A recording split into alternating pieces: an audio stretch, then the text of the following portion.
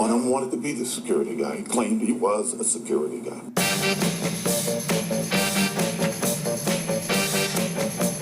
Welcome to Brian, I need a word today. Protective? I said prophylactic a couple weeks ago. Nobody knew what I meant by that, right? That might be not the right word, but a protection-oriented version of security guy. Right with Chuck, Secret Agent Man Harold. You like my Secret Agent Man suit here? Little skinny black tie? You like that? Aren't you supposed to be on the microphone when I'm talking to you? So I don't sound like I'm talking to nobody? Hello, everybody. Okay, because I got Paul No-Show Bristow again today. Paul No-Show Bristow. I want you to try and be Paul Bristow for a couple minutes, right? No. So say, tally ho. Tally ho. It's I can get a Paul down if I didn't have 4,000 people listening to me. 4,000, that's right. Yeah. How nice makes of you to me mention very that nervous. demographic. When am I going to get my next set of demographics, by the way? In another 2 months. Then you do that because you want me to keep paying the rent, basically. Yes. Okay, well, that's fair. That's the station That's a good rules. business model. We want you here. Excellent. Excellent. I'm We glad love to be you. here. In fact, I feel so safe in this environment that I thought I'd bring in a close protection expert today, because I may have stalkers outside, and I don't like the word bodyguard, because that's really a pejorative, really, in our business, right? But we like to use close protection, executive protection. And I thought we'd find our guest very interesting today, because she's been doing it a long time, and I think you're going to be very surprised to hear about some of her details and adventures and stuff. And so I want to welcome Honor, Kori, Boone, JD, I might add. Welcome to the show. Thank you. Thanks for having me. Okay, now, I got to say, Brian, you heard that name? Honor Boone. It sounds like a TV show, doesn't it? It should be The Adventures of Honor Boone. That's a great name. It's all American. It sounds great. Yeah, or a musician. Now, well, that's true. That's true. Now, any relation to the Boone family of the great American, is it? By marriage, yes. My husband is a descendant of Squire Boone, who was a brother of Daniel. One of the lesser-known Boones. One of the lesser, yes. all right, In fact, brother. he was almost named Squire, which he just narrowly escaped. That's impressive. Yeah, well, people, some of the founding families, they keep track of all that stuff. It's kind of cool, but you got all the history and everything on it. Yeah, they do. They've got websites just dedicated to this. And I did a book for my husband about his father, and so I went back and did a little research myself. Very cool. Now, that's not the Singer Boone family, right? No, well, I don't know. Could be It cousins, maybe, or distant. something. Yeah, sure. I'm sure. Well, the thing that intrigued me, as we've kind of known each other on LinkedIn for a while, and the name was, you're listed as a protection agent. I like that name. I think it's a better way to describe what you do. I don't like bodyguard. Executive protection's kind of, are we protecting an executive? Are we doing things administratively to protect people? Because that can be research, background information, that kind of Right. stuff. But protection agent, I think, implies a lot of different things. And I want to talk to you about your background because I think it's really kind of cool. So first of all, no letters from my 9 sisters, please. But I do think it's highly interesting that you're a protection agent and a female in this business, because it's just not something you normally see. Yeah, it's not something that people normally think of, but there is a demand, definitely. There is a demand, right? Oh, yes. Right, absolutely. And I think you don't see it because our brain is wired to assume that we have a guy with a goatee and a Mac 10 and a bulletproof vest walking around, and that's Right. bodyguard work, or it's the Secret Service kind of guy or something like that. Right. Where really I think it becomes, you know this, all executive protection's your brain. Yeah, it's not about mostly force. Pre-planning Yeah, it's not about force. is a big part of Yeah. it. So how long have you been doing this? Almost 20 years. And how'd you get into it? I had been working for an airline and was looking for a career change, and was staying in really good shape so I could take the LA City Fire Department test, pass that. They had a hiring freeze, so I started looking around for a new career, and I got hired on by a local company, Gavin DeBecker Incorporated. Gavin DeBecker's fabulous. I've known Gavin for a few years. He worked with us at the studios. Oh, did Smart yeah, that's, guy. Yeah, Yeah, smart guy. Yeah, he's a very smart guy. Yeah. And what did you do for Gavin? If you can tell us without Yeah. taking a cyanide capsule or Yeah, something. no, I mean, I did pretty much what everybody there does. I worked, I helped sort through a lot of the correspondence that they get. I worked events and television shows, and I really got a good foundation there and a lot of good training. So explain their their model to people that don't know it, because it's really a unique model in the business, kind of. The way they recruit people. Like right now, they tend to recruit Yeah. military or Yeah. people with kind of a disciplined background, and Right. and it works. I mean, Yeah, I think that their strategy. I mean, it was never, to my knowledge, not a formalized strategy, but what it seemed to be is basically take people who are sort of fresh out of the military. They've got, like you said, the discipline. They're smart people, but they're sort of a empty. What's the word I want? Like a palette, where they can sort of train them up the way they want right, to. reach detail and stuff. Right, Yeah. and not depend on weapons. They don't need people that necessarily, can, like police officers who can carry weapons anywhere, and they really give them a lot of good training, and they teach a lot of good habits. They taught me a lot of good habits there. Did you get into any of the protection details involving the the stalker type people or the people that are going after the stars or something like that? Yeah, I did. I'd mostly worked television productions, and I worked at a local talent agency.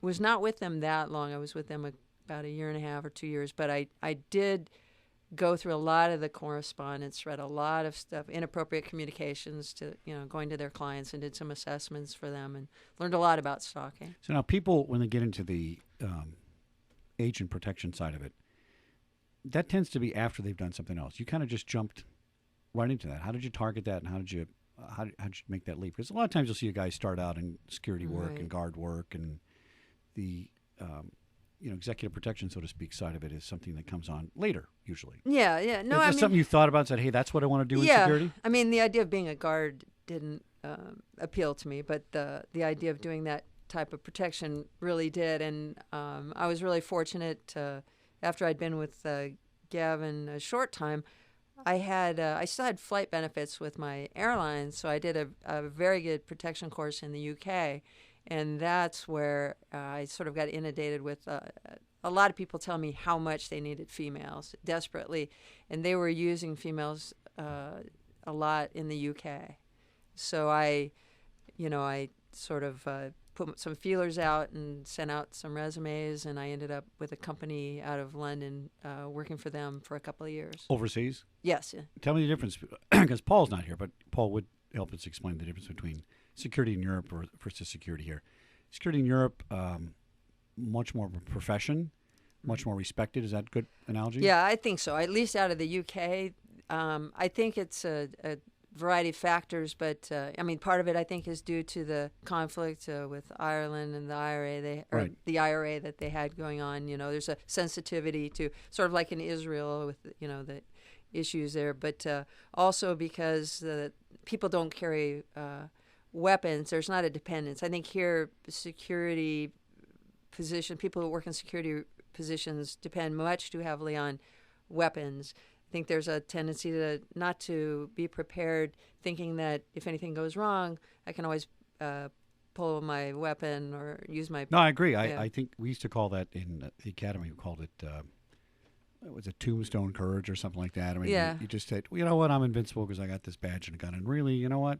That Right. doesn't really matter. Right. So the guy wants to take you down, he's taking it down. So you got to be smart and think about Right, exactly. concealment, cover what you're doing, thinking ahead of time, anticipating moves, And the guys I trained with and worked with over there were very, very, very professional. Some of the best people I've ever worked with. Now, where do they come from? Where would a group like that? I worked with a place called Control Risk in London. Oh, And yeah, they're sure. all MI5, MI6 guys, Yeah. Secret Squirrel, Box 5. I mean, these Yeah. guys, they're not really big. They're not forceful. They're just secret spies, and they're Yeah. smart. And you go, you know what? I don't want to mess with that guy.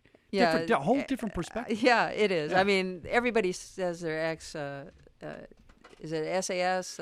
Everybody says they are. Yeah. Whether or not they are is another issue. But I'd say probably most of them out of the military. But the best ones, because there's a lot of competition for those jobs. I think the best ones go on to work in personal security, close protection.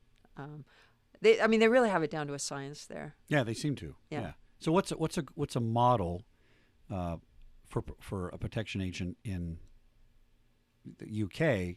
How does it differ from one in the United States? I think there's a common language and a common, what do I want to say? More standardizations? Right, standardization. Yeah. I think there's much greater standardization. It's like everybody speaks the same language. So instead of, getting a detail together here where, you might have someone is ex-law enforcement, has done, one kind of detail and done things a certain way. You get another guy over here who's just done private security in another kind of way. And you throw all these people together and, we make it work. But over there, like I said, everybody speaks the same language, or the same terms, the same, it's just much easier to fall into like a pattern, or a team, to become a team. Well, Paul's friends or people I know from Europe often say they describe American police or what, it's kind of cowboys. It's a different approach. It's like, all right, put your hands up there, partner. And it's not completely untrue. And by the way, not a bad model. It just depends on where you're working and what you're doing, right? Yeah. If you walked around here with no guns in L.A., the police department would be overrun. So it doesn't work here because they have 1,000 years of practice over there, right? Yeah, I think the best agents here, if they are former law enforcement, they're the people who have also gone through some sort of close protection training, a school or course or something like that. They have the best of both, experiences. Do you like the Secret Service model as opposed to other, close protection models that people train with? They seem to be the best at it. I don't know. Maybe that's just a reputation, but they're kind of, they got this cool approach to it. It's calm. They don't walk into a venue and flash their little badges and say Secret Service. They're just kind of more professional to me than some of the other agencies. I don't know. Yeah, I mean, I haven't had a lot of experience with them, but I've worked details where the Secret Service will show up. I went through the training Advance, which was based on the Secret Service model. I mean, certainly professional. Again, it's very much more similar. Like, for example, I worked with the guys who do protection detail for LAPD. Now they handle like foreign dignitary visits, for example. Well, they're LAPD, but what they're doing is diplomatic protection. And what they're doing is much closer to what I would normally do. So we work together very, very well. Oh, that's interesting. As opposed to taking someone who, works out of, West LA precinct and handles like, maybe narcotics or, some other aspect of police work. Right. More brute force as opposed to, I don't know, intelligence gathering. Right. Advanced work. A lot of advanced work. I think. So let's talk about advanced work. I've done some things for, Mr. Rumsfeld and a couple of people like that. Right.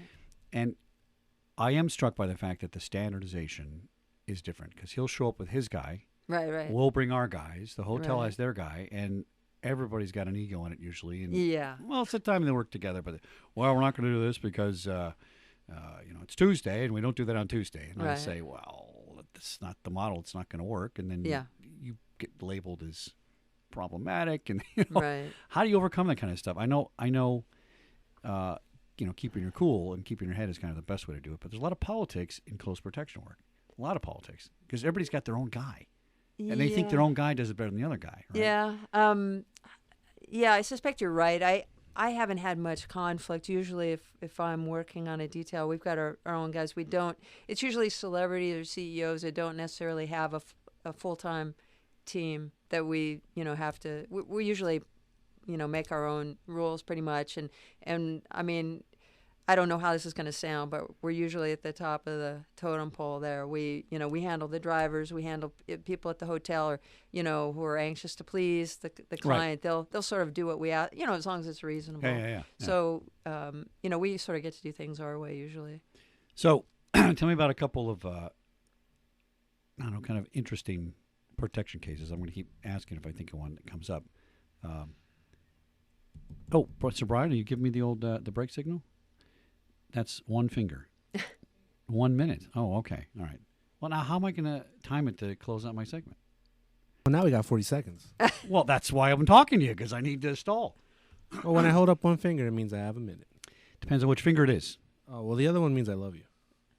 Oh, we have to edit that out of the show, I think.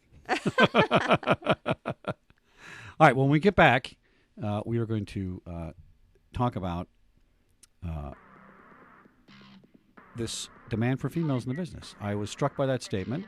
We talked before the show about it. Right. And I think people are going to find that that's not what they think about executive protection. It's very interesting. So back in a minute on Security Guy Radio. That's securityguyradio.com. Follow us on Facebook, Twitter, YouTube, and LinkedIn.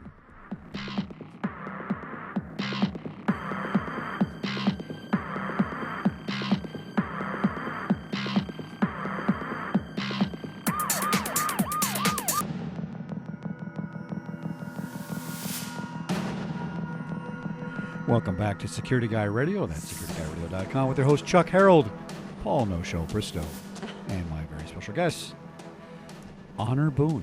Fabulous name. Again, very fabulous name. All right, we're talking about close protection, protection agents, not bodyguard. I think bodyguard's a negative term. And for the break, and during the break, we're talking about the need for females. I think our listeners are going to find it interesting that there's a demand for that. And so I'd like to know what the demand fills and why there's a shortage. So give me some examples of, where are females specifically requested? Okay. Probably the most common place would be with Saudi royals who come to the U.S. on vacation, or Middle Eastern royals in general. Most common request. Interesting. Yeah, I'd say some and are high demand. Very high demand. I mean, you'll see postings or emails for, we need 8 females in Dallas for, a month, something like that. It's not uncommon. There is sort of a shortage in the summer, So that is very common because of a cultural differences where there's, they don't want a lot of familiarity. They don't want males and females spending that much time together one-on-one like that. So it's males and females meaning in the same protection detail? No, or? I'm sorry. Female clients, right? For example, the wife of you'll get a husband and wife, for example, coming over with some kids. Now the wife will maybe do her own thing during the day, and it usually involves maybe some shopping and restaurants and things like that. So they don't want her spending the day with a male agent, a bodyguard or close protection agent. Right. It's just it's just not appropriate. It would in be the culture, for the culture. Right. Yeah, It would be frowned upon. Not that anything would necessarily happen. But right. It's just a familiar situation. So yeah, they would typically have a female agent go out with the wife, or also with the children, especially if the children get to be a particular age. Once the girls, start to get to the age where they develop crushes, on or can develop crushes on the men working the detail, that's, and the help as well. They don't want to encourage any inappropriate relationships between their other staff. They'll have nannies and maids and people with them. It's just to sort of keep things proper. Is there a contradiction in that? That's what I found as a contradiction in that. It all makes sense, by the way, doesn't it? Yeah, it's no, perfectly it logical, especially it within the does. culture, and it's not illogical in our culture either, by the way. Right. I tend to like female guards when I was running guard companies, right? Right. More responsible. They show up on time. They got to pay the rent. Might have some kids. Right. Just a better overall employee. But objection a lot of employers had was, well, that's a female. Yeah. Well, it's a rough neighborhood. She's going to get beat up. I said, you know what? She could kick your ass, dude. All right. I'm not worried about that part of it. Your perception worries me, though, right? And I've had employers that I've worked with, or clients that have said, I don't want any females on that post. I said, well, what are you talking about? I had a guy several months ago that said at one of the posts we were working on, he drove in and said, there's 3 females on the day shift. Yeah. Well, that doesn't look good.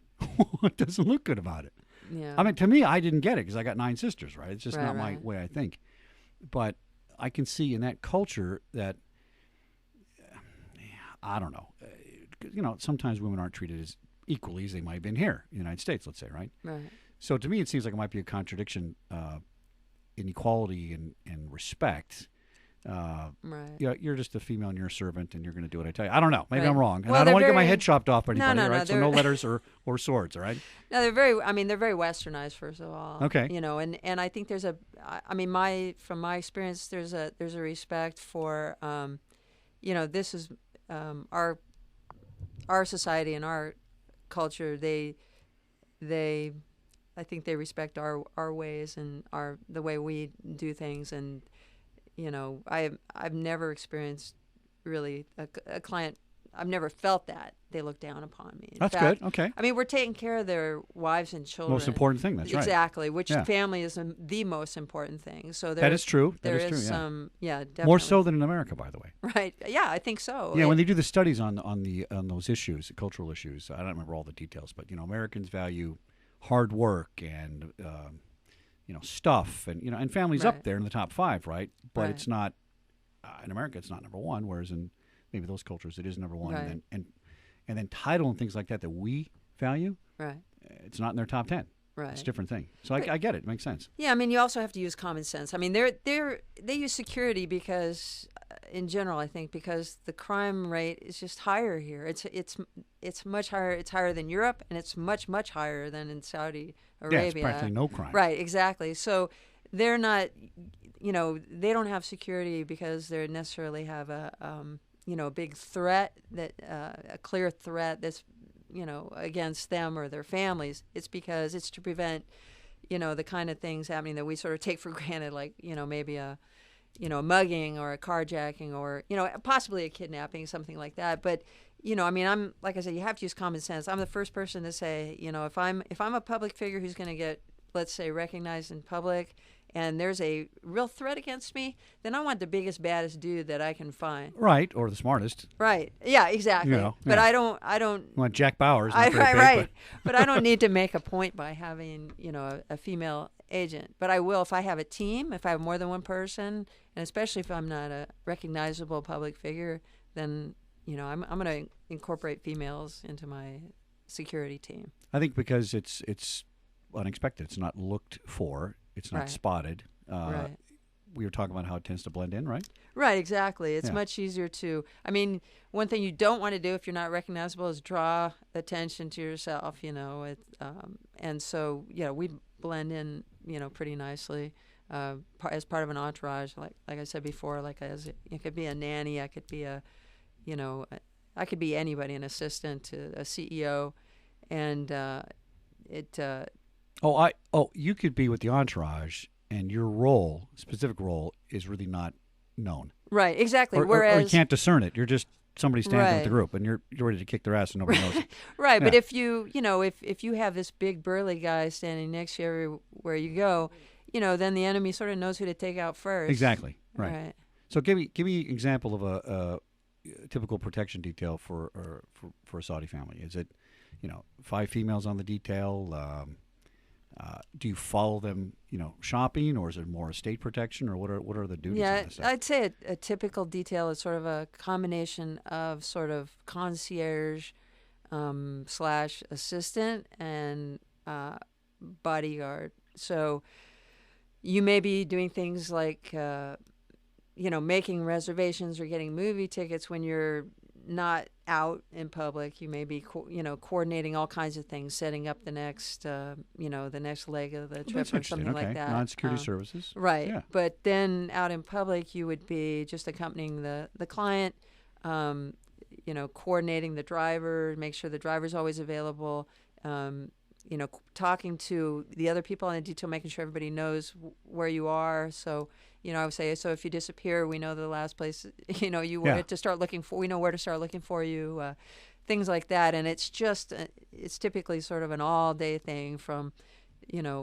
lunch might be the first thing you do to out in public, to shopping, to dinner, to maybe more shopping, to visiting other family members in town, to the late movie, and then that's a typical day. And then back to the hotel or the residence after that. And would you, in your experience, if you had, I guess, the lead on some of these details, so you were in charge of these other people, you're in charge of the drivers, you're in charge of transportation, getting it all coordinated, or does somebody from the family coordinate that part of it?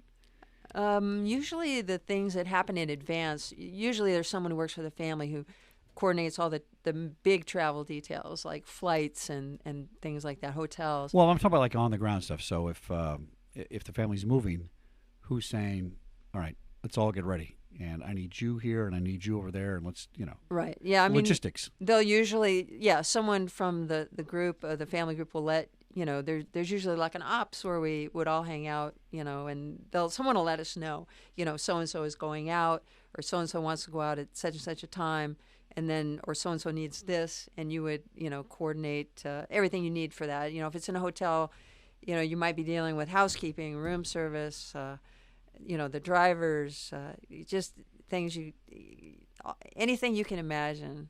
Have you found that dealing with people such as the royal family and executives, actresses, actors, have you found that, and this is what I have found, I have found that, mostly normal people, mostly average. Sure, they have some very specific things that you and I don't deal with, right? But a lot of times they don't perceive themselves as being in a position of danger. It's like, well, yeah, I guess we'd have security because I'm the head of the corporation, but nobody's going to bother me. I'm not mean to anybody. Why would somebody attack me?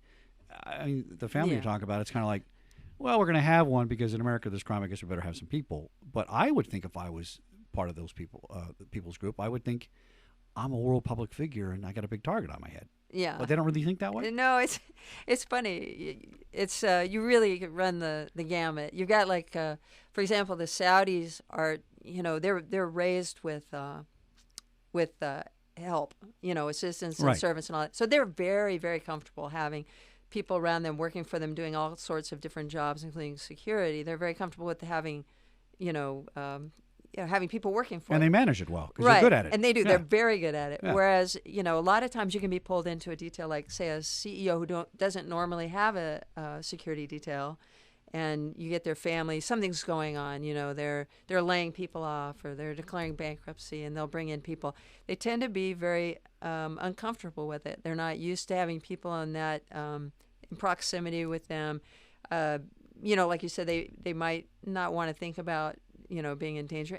And celebrities are the same way. I think they realize more that they could be a target because they're recognized maybe everywhere they go. Right. But they still, it's very, very separate. You're kept very apart from everything. Whereas with the Saudis, you're more like part of the family. That's interesting. Yeah. Oh, all right. Very interesting. Well, I found that I used to work up at North Beverly Park for some of the estates up there. I ran the general facility contract, the guards. And for people that don't know, it's one of the largest, if not the largest, wealthiest HOAs in the country. And you got billionaires with Bs live up there, right? Right.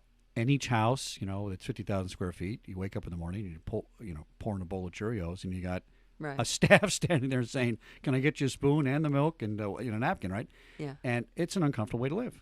And some of them say, you know what? They opt out. They have a small staff. But a lot of those people's houses mostly had 30, 40 people working there. Mm-hmm. The gardener, the driver, blah, blah, blah, blah, blah. And security, right? Right. So it's very interesting. Oh, there's the music. Mr. Brian, thank you for that cue. We will be back in a minute on Security Guy Radio. That's securityguyradio.com. Follow us on Facebook, Twitter, LinkedIn, and YouTube.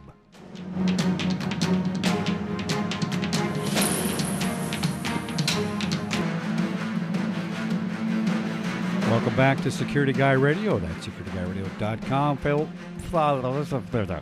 Mr. Brian, follow us. Follow us on Facebook, Twitter, LinkedIn, and YouTube. Just posted some new videos. Did you see the new video from our background check show? No? You're not. I don't believe, Mr. Brian, that you are on my following list of... on YouTube? Well, I don't know, on anything. Do you follow me on Facebook, LinkedIn, Twitter, and I don't have a LinkedIn. You don't have a LinkedIn. No, I'm not. 280 million people do, but you don't. Yeah. Be 280 million and one. No, I want to stay outside of that. Oh, you do? How come?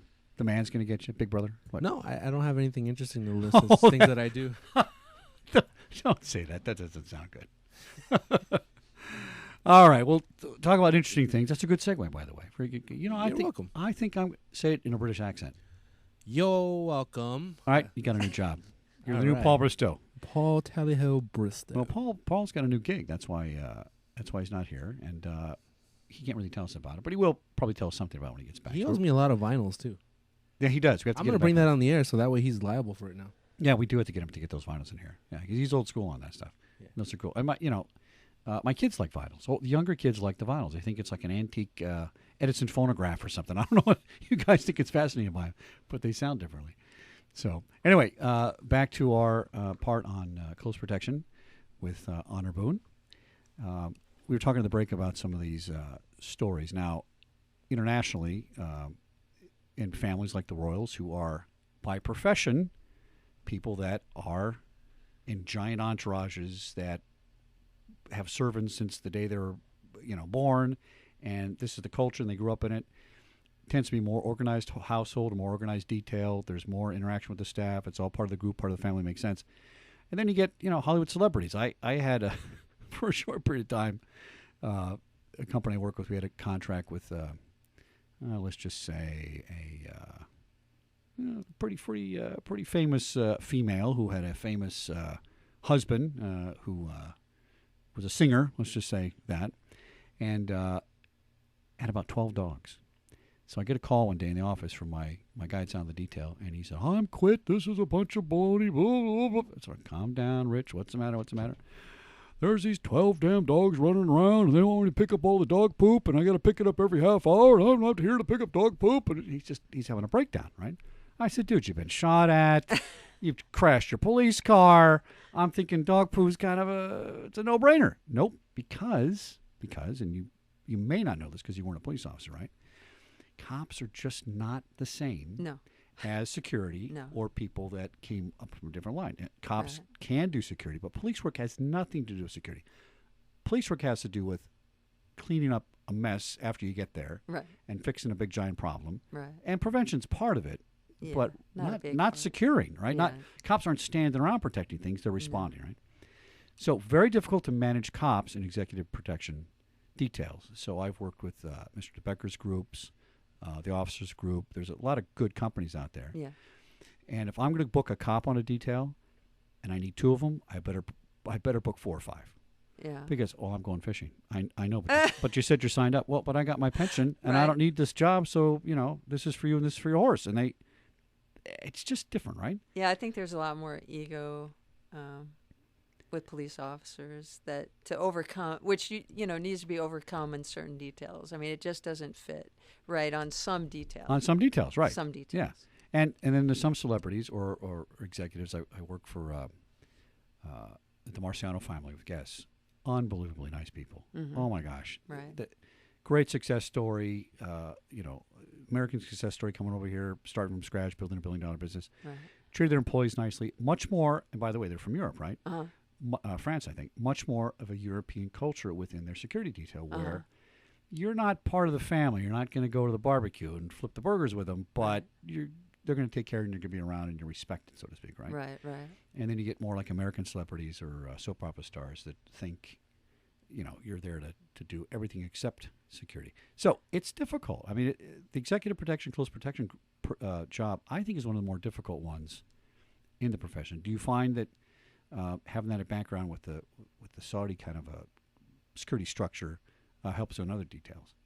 Yeah, I mean, I think not having come from law enforcement helps a lot because I don't have that to overcome. I mean, I'm sure it's difficult. I mean, I'm not making a judgment.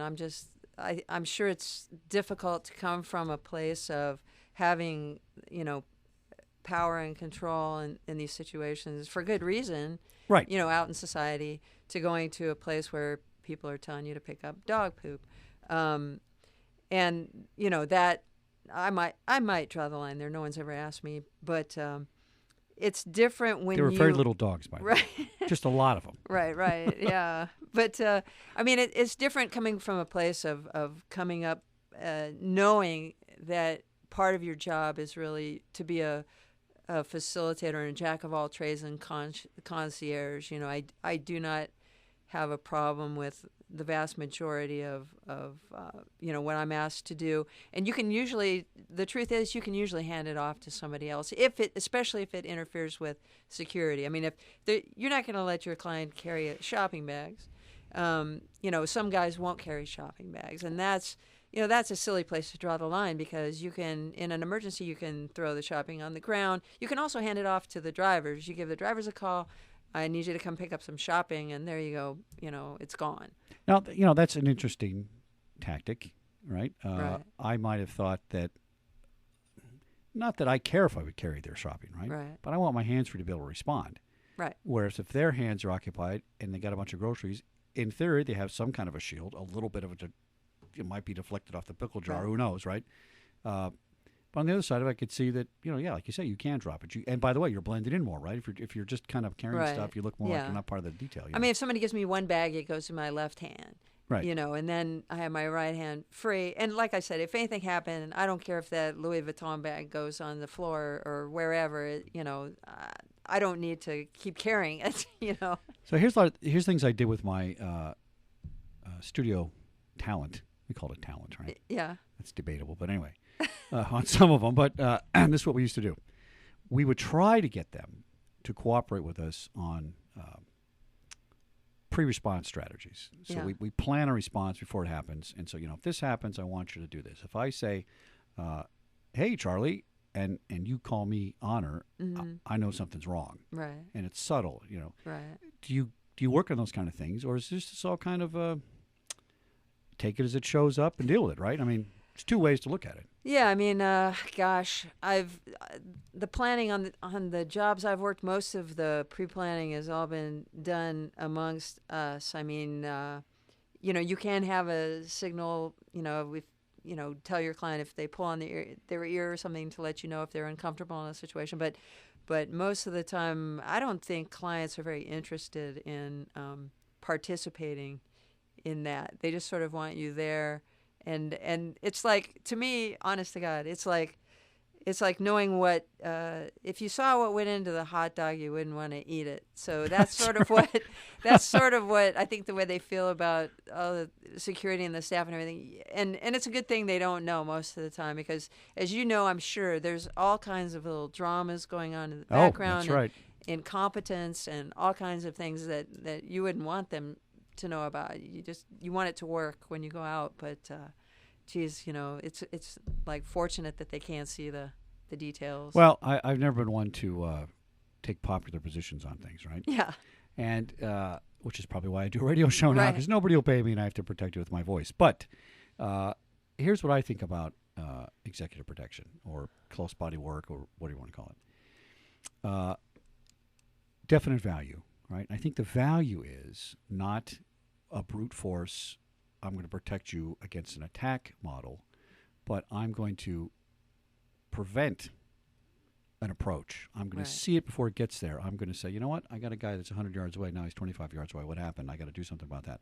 I think a lot of people think a protection model is 5 guys with, arms bigger than my legs, and Right. when the force comes, we're going to deal with it. I think it's too late if the force is at your door, and I don't think you're doing your job. Would you agree with that?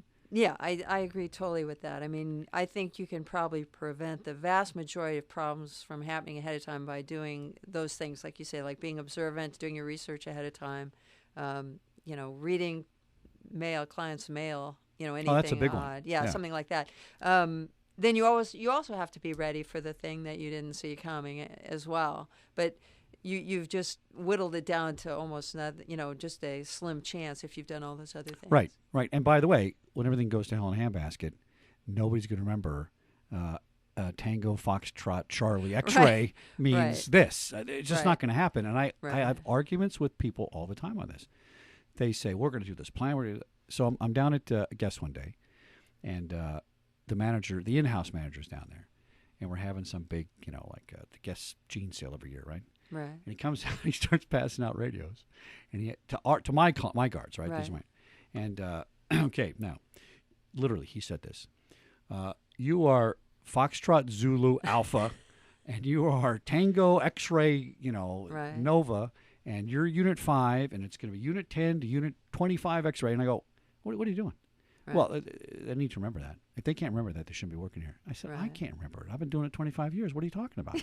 And so he over-engineers the thing, right? Yeah. And then it all goes to hell because the guards don't remember. Everybody gets mad at everybody for not being able to do it. Right. And I think in stress situations, it's got to come down to plain speak, plain talk, clear Right. directions, Right.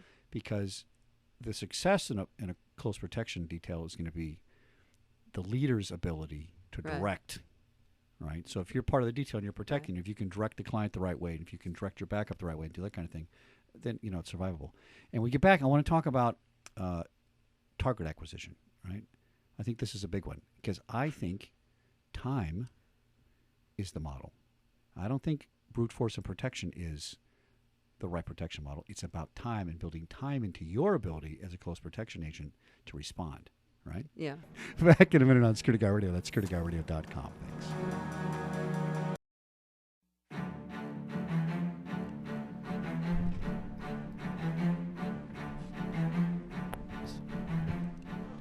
Welcome back. Welcome back to Security Guy Radio. That's securityguyradio.com. Follow us on Facebook, Twitter, LinkedIn, and the YouTube. We have lots of videos up there. Hey, did I tell you, Brian, about a university that contacted me? I tell you that. So there's a university that gives. Yes. I did tell you. No, you're supposed to say no, so I can tell the story on the air. Well, then that would make me a liar. Okay, very good. No, I had not. No, I have not heard. Okay, so very exciting news. This chap we know on LinkedIn who teaches graduate courses in security management is going to make Security Guy Radio part of his curriculum. So when you want to graduate, your final class, your white paper, whatever you want to call it, you have to come into the studio, 2 or 3 of these guys, and they have to present their white paper on executive protection or their white paper on access control. Yes. Security University, I think we need to call it. And then you'll have to challenge Paul and I to make your position strong enough to withhold scrutiny. Because everything on paper looks good, and all the best plans in the world, as you know, Honor, just go kaput. Right. You know.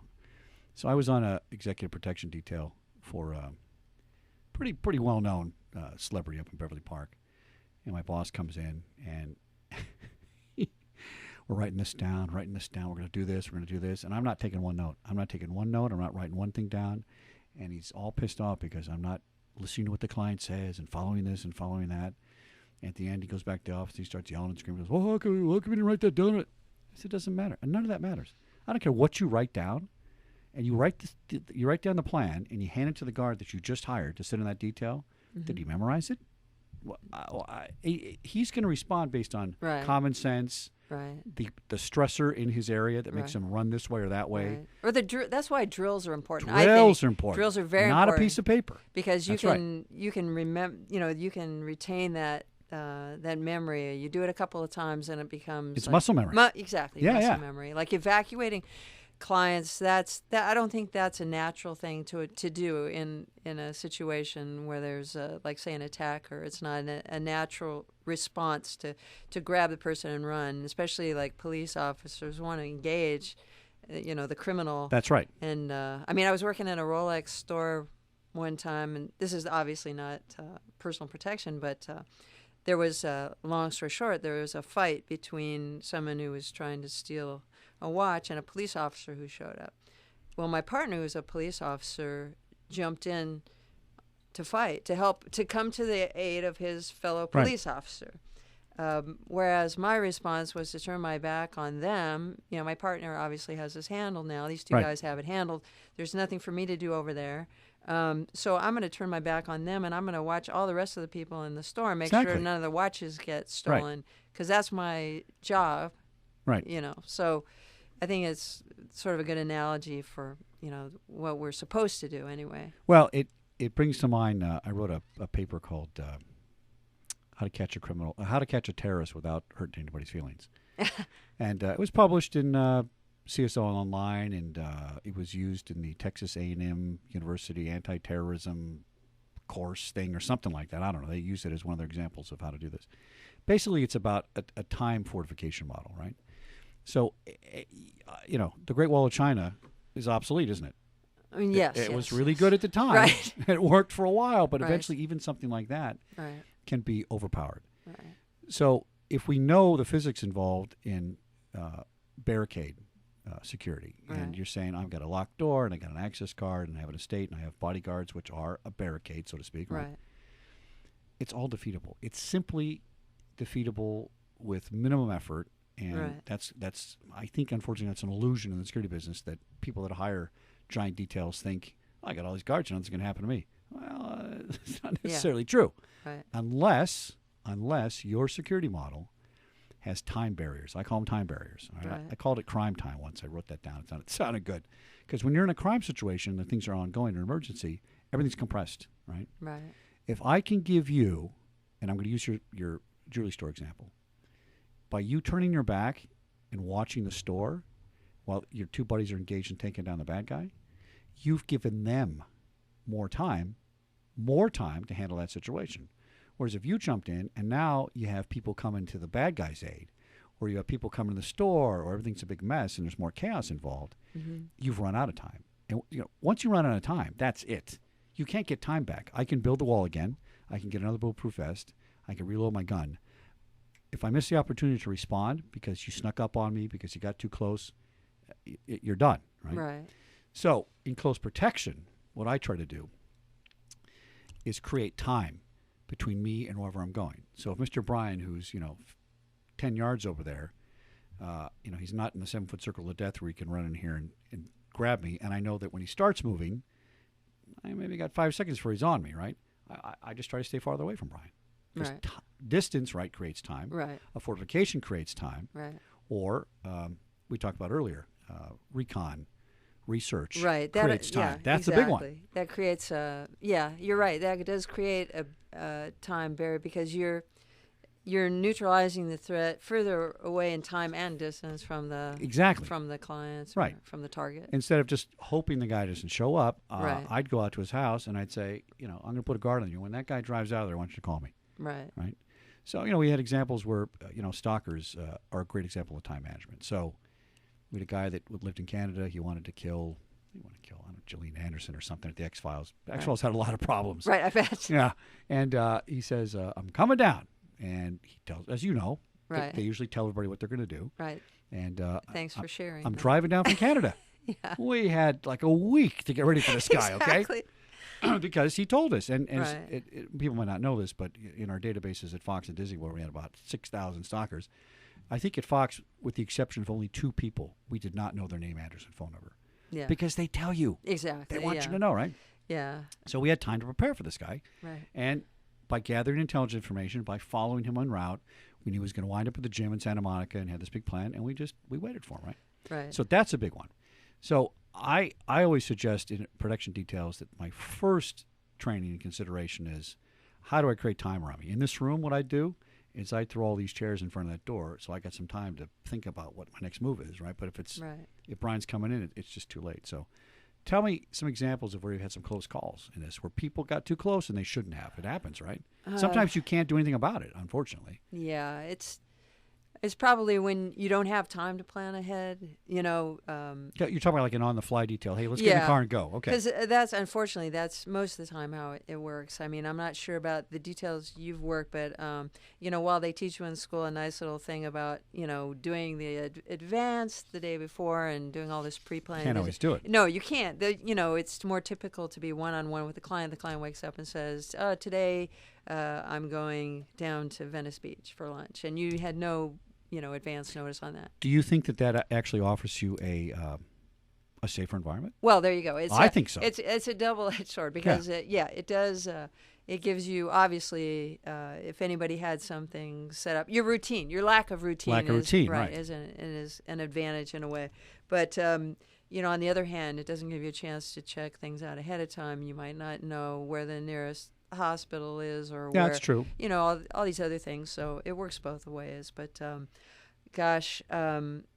mean, I haven't had any real bad experiences. I guess the one of the worst close calls was just we had a pit bull attack on a client, and so I had to jump in on that and Like a wrestle. walking your dog situation? Yeah, unforeseen? exactly.